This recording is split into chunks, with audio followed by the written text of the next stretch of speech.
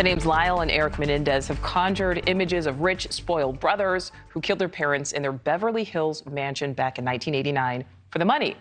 But with new evidence, that might cast some doubt on that narrative. The brothers are asking for a new trial, and that new trial could potentially free them from their life sentences. So senior national correspondent Brian Entin is following this case, following these new developments.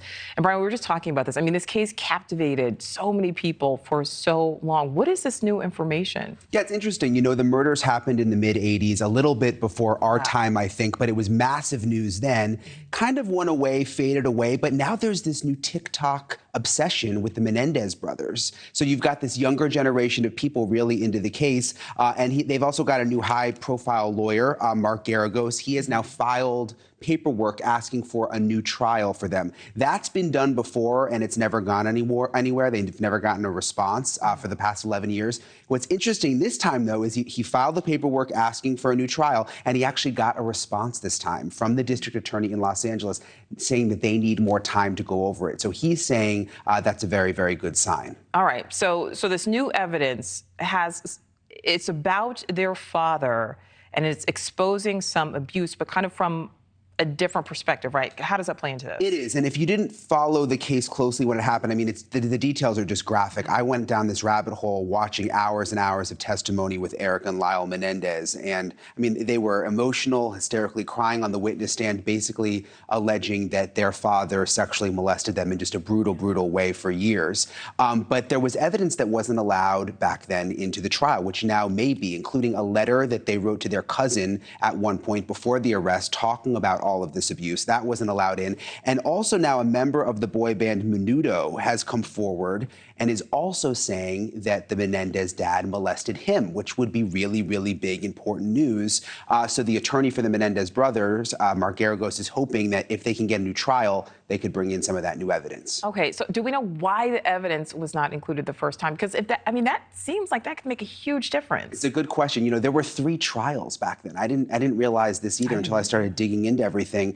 They had a hung jury a couple of times, and it was just a different time back then in the early 90s, late 80s.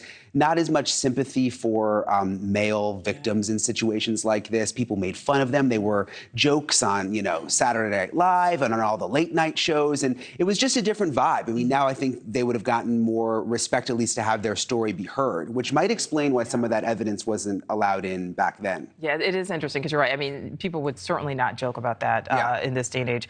Brian, we know people certainly infatuated with that case. Tell us what's on the show tonight, because you're here in Chicago. Yeah, I am. I'm filling in for Banfield tonight, 10 o'clock Eastern. We're going to be talking about the Menendez brothers, also talking about Idaho, of course, the Idaho murders, which we've covered really extensively. They're about to tear down the house, Nichole, where it happened. And for a while, we weren't sure. It seems like it's definitely going to happen before the trial, which is a big deal. And it's got the parents really, really upset, most of them, because, you know, the jurors may want to see the house. Just today in Parkland, Florida, the families of the victims there were on that site touring the building. The jurors in that trial had a chance. It's been more than 5 years and they didn't tear it down. The question is, why the rush in Idaho? Why the rush? So we're going to dive into that tonight. I will certainly be watching, because I just learned that now here at the desk. It really does genuinely surprise me. All right, senior national correspondent Brian Entin, always great to speak with you. Certainly great to speak with you in person. Always good to see you, Nichole. It's always the best part of my day. Oh, you know, to see you in the flesh. I just always hear you in my ear, you know, but like to be right here next to you is all awesome. right, we got to stop the left. That's Brian. Okay. Great to see you. Good to see you, too. Thank you for watching. Go to newsnationnow.com to find News Nation on your television provider. And don't forget to click the red subscribe button below to get more of News Nation's fact-driven, unbiased coverage.